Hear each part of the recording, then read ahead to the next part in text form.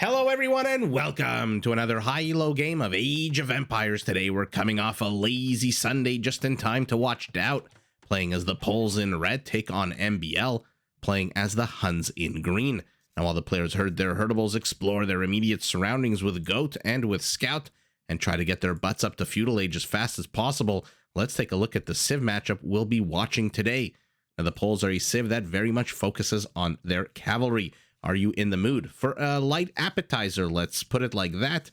Their scout cavalry line units do come with a small attack bonus against archers and can be upgraded to do trample damage, which can be very helpful in the late game since Poles are one of the only two civs in the game to have their hussars replaced with winged hussars, which are already tankier and stronger than normal hussars and do come with an extra attack bonus against gunpowder units and an even bigger attack bonus against monks. Now, if you do not want an appetizer, want to jump straight into that main course, in the mood for something heavier, Pole Knights and Cavaliers can be upgraded to cost a lot less gold. And by a lot, I do mean a lot, 60% less gold. So it becomes much easier to spam these heavy units starting in Castle Age. Now, to back up their cavalry units on the field of battle, the Poles can turn to their unique unit, the Obuch. This is a tanky, well-armored infantry unit whose attack actually reduces the melee and pierce armor of its opponents by 1 with each swipe of its giant, massive, scary-looking warhammer. Now, to support the production of their food and gold-intensive cavalry units, Polish stone miners also generate gold. Their farmers have access to a unique structure. Let's see if we are always on the lookout for an elephant pole that causes no damage. Almost took a third tusk strike there. In any event, as I was about to say, Pole farmers do have access to a unique structure called the Folwark. This does replace their mill, automatically adds 8% of the value of any farm seated within its radius, and also counts for 5 population space. We'll take a look. Oh man, my favorite berry bush in the game with the pretty blue butterflies, although as we learned, discovered on this channel, never touch a butterfly. Lastly, Pole villagers are harder to raid because, like Viking berserkers, they do regenerate HP starting in the Feudal Age. Now, across the Desert Sea, we've got MbL playing as the Huns. Man, a civilization designed to take the fight to its enemy with speed and crazy mobility. Their cav archers get progressively cheaper starting in Castle Age, all the way up to 20% cheaper in Imperial. Their trebs fire more accurately at units, and their stables work 20% faster, which is amazing because you can upgrade your stables to produce their unique unit, the Tarkin. This is a medium cavalry unit with a crazy high amount of pierce armor and attack bonus against buildings that makes it great for late game raiding. I love the latest trend of double animal pulls. A villager does take damage here. Did I see one villager? No, never mind. I thought one villager was almost dead, but I think I accidentally was looking at the HP of the elephant. In any event, to support its military, the Huns, as you can see, do you notice something about this screen you're looking at? They don't need houses. Take a look at the top of the screen. They start the game with 200 population space already available, which frees up both wood and villager construction time during the early, precious early stages of the game, but it does come at the cost of 100 wood at the start of the game. So these are the two civilizations that we have before us today. Very fast-paced civilizations, although the Poles a little bit slower if you decide to go heavy cavalry. And as you can see, already gathering stone, because remember, Pole stone miners also generate gold, although a bad location for stone mining there. I believe it is 1 gold for every 3 stone that's mined, which actually is a significant amount. And that's why you take a look at the top left of your screen, 59, 60, 61 gold increase, and more stone miners getting their butts over to the quarry to start getting more stone. Both players are heading up to Feudal at basically the exact same time off the back of the exact same number of villagers. Oh my god, for a brief second I forgot that I was watching a DauT game, and I said, what the hell is this? Why are these 5 villagers walking across the desert with their crooks held in their right hands? Although it does take interesting, the female ones have one type of crook, the male has one that has something wrapped around it. Oh man, these little details in Age of Empires. But for a brief second I forgot that we were watching DauT. And then I said, you know what, though? Okay, yeah, I know what I know what he's trying to do in 16 seconds when he hits Feudal, but MbL also knows DauT. Oh my goodness, we are 8 minutes into the game already. There is cheeky nonsense abounding. Both players are now in Feudal at basically the exact same time. Remember, though, in this battle, first of all, let's take a look and see if both players have Loom. Oop. Yes, they do. But remember, the advantage here goes to the pole villagers, which regenerate HP now. Okay. Hunnic Spear will be able to shoo away the light cav. But now there's... First kill goes to these Polish villagers. Absolute. Which one got the kill? No. No. No. No. Yes, she did. The one being left behind, the strongest villager of them all, is in the rear guard position, guarding the back of the Polish villager civilian army here. Oh, a little bit of bad pathing, as does sometimes happen in Age of Empires. You know, if you're not familiar with this game, pathing definitely an issue. Another issue potentially for MbL here is that he doesn't see the second wave of villager advancement. And it is for a tower. I didn't want to open my big mouth to say, is it for a military structure? Is it for a tower? Is it for anything else? Oh, villager bites the dust here as well. And now the tower is going up. A spearman does die. And one Polish villager leads 4 Hunnic villagers on a bit of a merry chase, leaving the spearman exposed. Fantastic play out of DauT, using this one villager to distract 4 of his opponents. And now his tower is up. It's got 5 villagers. Does he have an archery range? Possibly? Maybe? No, more stone miners are on the way, though. So not only getting the gold, also getting the towers before I could even review the location of the resources. Had I done that, I would have said definitely that this exposed gold to the front here, the primary gold of our Hun, is in a very bad location. Oh, look at this. These 4 villagers, they're not going back to the home base. Oh my god, is MbL going to DauT? Let's take a look. One villager gets left behind for some reason. We'll see what they decide to build over here. They are very cockily making their way across the map. Is cockily a word? In a cocky manner, are making their way across DauT's base. He's got 3 towers already up. He's got enough stone for another one, but how long will this one last? The villagers chasing, man, you need a lot of micro with villagers, because remember, you have to micro these basically individually, or just go like this and highlight them all. But then once their target dies, they just kind of stand around like this one, doing nothing, kind of derping out a little bit.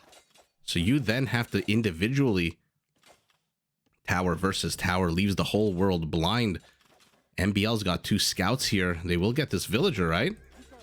Yes, they do. But take a look. He does manage to get DauT's base. This game is either going to last another 5 minutes or it's going to go on for 2 hours. Okay. Did he lose his other scout? Yes, he lost his other scout. And so now huffing it back. And now this tower is going to fall. Where are the villagers? One. No, she goes back. The one that was left behind, 3 of them. And by the way, here's the full work. Anything seated, any farm seated in this red circle. Oh my goodness. Red circle, as he stares at a square, immediately adds 8% of the value of that farm to the coffers of the Poles. The Pole economic bonuses, some of the coolest and most powerful ones in the game, I think. But get the corner. Don't forget the corner. A lot of pro players do this. They forget about the corners where the villagers can attack, or any melee can attack from. And look at this. Will this game be over in the next few minutes? 21 villagers to 28. Our Pole, his advance into the Hunnic base is over. Okay, these villagers are still hanging out. Has he seen it? No, look at that. It's right in this dark area. Oh my goodness, the importance of scouting, the importance of map vision, especially when you know there's still villagers out on the map. Another, oh my, DauT is not done yet. Let's see what he can do here. So, good news for MbL. Gold is now secure. By the way, where's DauT's primary gold? Not that he really needs it at the moment. Wood and stone is the name of the game. Maybe food to keep villager production up. But nice and secure in the back. Where's our Hunnic? Oh, our Hun moving out. Not too sure where he's moving out to. We'll keep an eye out. Not too sure. Why is he going so far off campus? Why not just hang out here in this wood line? And look at DauT. Step, inch by inch, step by step. He's closing in on his position. And destruction is his mission.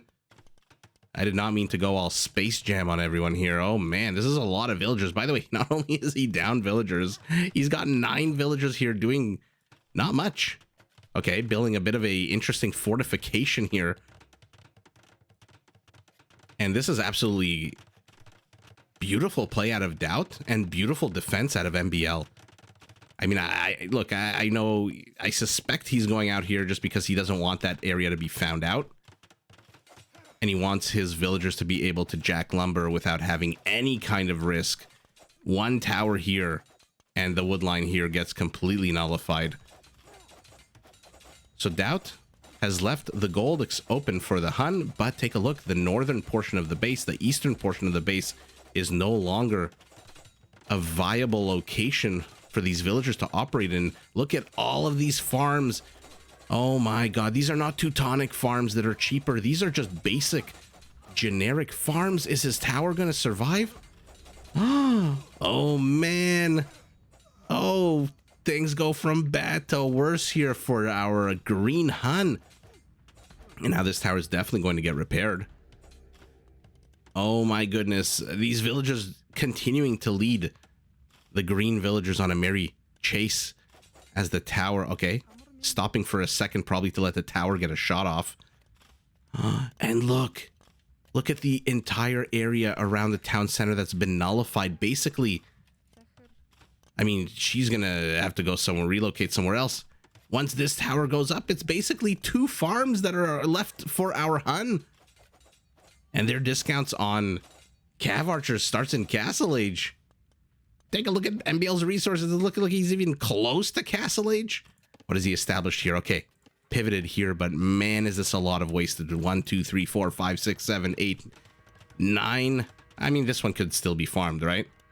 Actually, no. 1, 2, 3, 4, 5, 6, 7 farms. 420 wood. Completely flushed down the toilet. Just by the placement of these towers. I mean, these towers also, by the way, cost a good amount of wood. Counter tower, attempted counter tower. He thought better of it. Oh my goodness. Oh my goodness. Remember, by the way, all this time that DauT is mining stone, these guys are also generating gold, which MbL's stone miners are not. And now a barracks here as well. So a spearman comes out. Another spearman comes out. Oh my goodness. Oh no, where are you going? Where are you going? Are you going to attack the towers, or are you going just trying to break out of here? Maze Runner styles.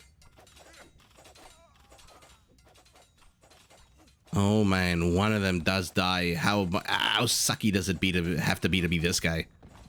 All the other villagers made it out. You are the only one. Has he discovered at least this? No, he has not. By the way, where is DauT's secondary stone? We know that his primary stone is here. I'm going to zoom out. You guys know sometimes I have difficulty finding these resources. It's all the way over here. Has MbL seen this? Is the question. No, he is not. So MbL right now must know that with all of these towers, DauT is running low on stone. And so I think the prerogative here for MbL is to start nullifying the stone or start getting out a massive Feudal Age army and start attacking immediately. Upgrades. No. No. You have 1 archer. You don't have any towers. The entire village shows up here. Look at MbL. Look at MbL trying to trap these villagers in. Says, you know what? If I can't kill you, I might as well trap you in here so you are not productive at all. Who will get here first? Oh, man. This square in the middle of nothing. Oh, but he wasn't building it completely. I guess he doesn't care. He's trapped Red's villagers inside here. Okay. So MbL has done an amazing job here. Is this the entire villager count of our poll? I think it is. Random palisade that was built here before. Let's zoom out and see what we're working with here. Not a single villager left. So what you see is what you get right now. But man, what do you get? You get a town center that is slowly being attacked with literally one path of escape. Go west. Life is peaceful there. And let's see how MbL, who by the way has a 2 villager lead and an infinite percentage lead in terms of army supply, 5-0, handles this. Behind this, our pole has 3 stables. Oh man, has he seen this? Still has not seen this. So here's the question. Will DauT resign now that his entire aggression here is over? I mean, one villager can just be put here to repair this town center. Although, somebody in the comments let me know. I think I read that the town center is the only structure in the game where repairing it costs more resources than building it from scratch. Every other structure, I think, costs less. So if you want to repair a stable from 1 HP to 1500, it'll cost less wood. But I think the town center costs 550 wood to repair. So that's a lot of wood that MbL would be wasting, and he's got 34 wood in the bank. Market is a smart move for him as well. But let's take a look. Army supply 11-4. This is MbL's chance. He's got to get damage done. The problem for him is he is in Feudal Age, and the damage that he can mete out against these structures is basically non-existent. This is not the Cumans, where battering rams can start showing up here out of nowhere. This is a player who has scouts that attack on a 6 and archers that attack on a 5. A 6 and a 5 against this building. With armor, by the way. That being said, Polish Cavaliers, my goodness, Polish Scout Cav are dying. Oh, but enough of them are pumped out. This is just an incredible use of the civilization's features. I mean, DauT from the beginning using the stone and getting the gold needed, and now using the full work, which by the way, multiple full works. They do cost, I think, 125 wood, just because the extra 25, because they add the feature of the house on top of their mill feature. That being said, he's still outnumbered in all respects. Husbandry. Oh my god, bloodlines. Sorry, guys. I don't know what's wrong with me today. Calling these guys cavaliers. Calling bloodlines husbandry. I was about to say calling husbandry bloodlines, but that didn't happen. So even though the base is nullified, he has gotten up a bit of a expansion here. The question is, all that villager downtime, will it hurt him? All the villager time needed to escape. And look at DauT leading these units back into town's archer fire. Oh my god! Tower fire! He's been doing this all game, leading MbL on a merry little chase. And this is just an absolutely spectacular game. Please don't go up to castle. Please just continue fighting in Feudal Age for another 40 minutes, please. Tower. Remember, he hasn't seen any of this. Will he see the tower? He'll see it once it starts attacking that farm, right? Right? Why isn't it not attacking the farm? Okay. Tower is on a bit of a strike, apparently. MbL is now down in villager count. He is up, though, in army supply. Archers, just go a few tiles to the left and get on the high ground. There you go. Too late, though. Could have maybe killed one extra scout. Oh, look at the HP. Definitely the extra 25% attack would have helped out. These guys are attacking a mining camp. Okay, it must have attacked It must have attacked the farm, otherwise how would he have seen it? But sends forward a few villagers. Still hasn't seen the villagers here. And now we've got a bit of a Feudal Age kerfuffle. DauT starting to take a significant villager lead. Almost 10%.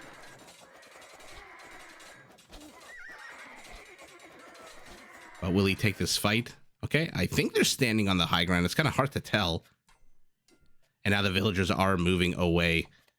They have decided, oh, I don't know what he was building there, but they've decided not to build it. Has to be careful, sees the flag up, doesn't know exactly what's going to pop out of this stable. So MbL has to not move forward too much. Oh my goodness, a tower right in the middle of the stable area. And these scout cav just keep coming. Our Hun, I call them the civilization designed to take the fight to their opponents, to their enemy. And MbL is doing exactly that. Is he gonna take this game after that insane amount of tower pressure from our pole? Oh no, that fight went a lot worse for MbL than I thought it would. What the hell happened there? Let's take a look at the stats. +1/+1. No armor upgrades.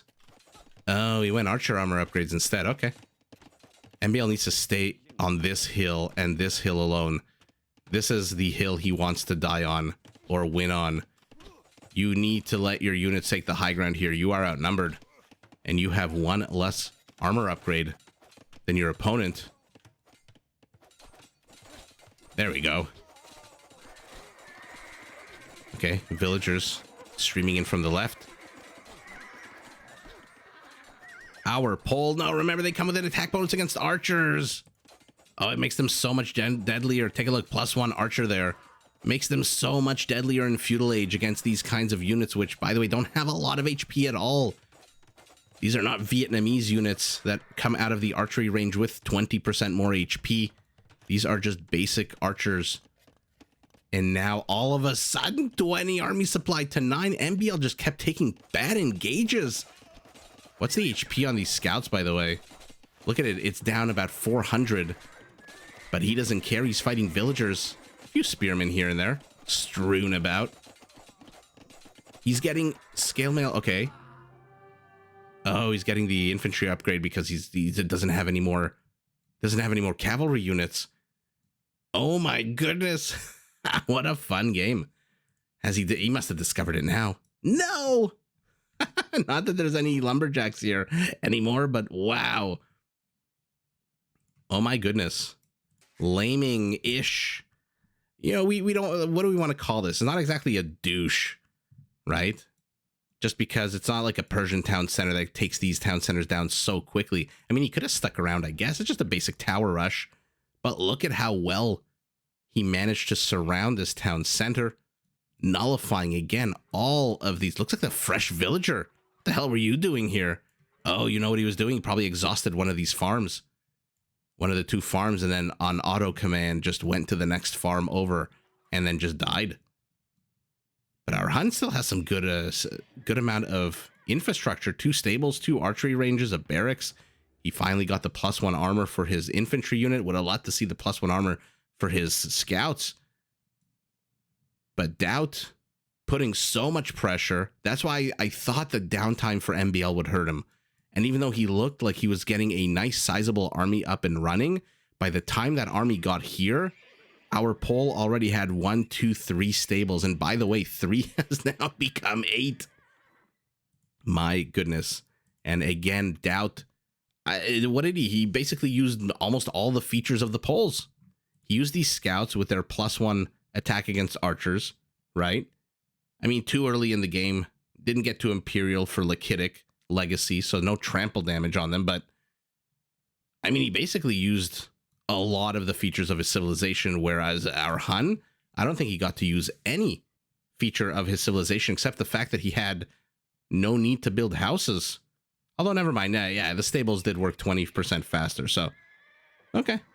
But the economic here goes to our pole. I mean, take a look. He was down so much in the game, and now all of a sudden he's up 50 army supply. I love this. Scouts on scouts.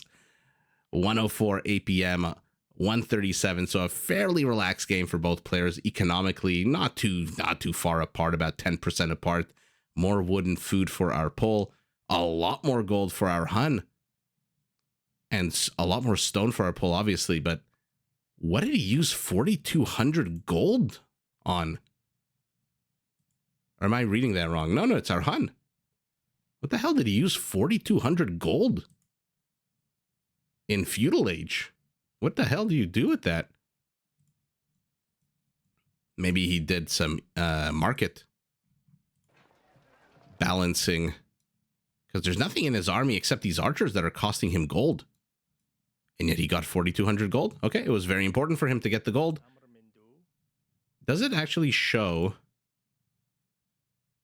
No, it doesn't show when you trade resources, right? How much you bought, how much you sold. In any event, our Hun focusing on gold, perhaps a little bit too much.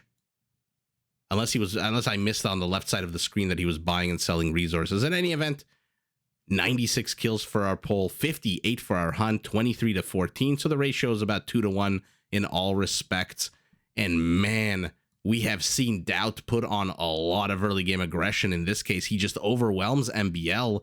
MbL needs to relocate his entire base southwest. And even though he did manage expertly, by the way, to hold and to rebuild his base, all that time that he spent rebuilding, moving villagers, responding to the threat over here, building gates and trapping villagers over here. In the meantime, no one was harassing DauT. And when you leave a Pole unharassed, you get 8 stables in Feudal Age. And how many folwarks? 5 folwarks, each collecting 8% of the farm that was seeded. You have stone miners that are collecting gold, and you just have not done enough harassment at all to survive what's coming. And what's coming is an army. Take a look at this wave of red sweeping over MbL, who taps out. DauT gets the big W, but what a fun game. GG to both players. Did you enjoy this video? Check out these other clips and make sure to subscribe and enable notifications so that you're notified of my latest uploads.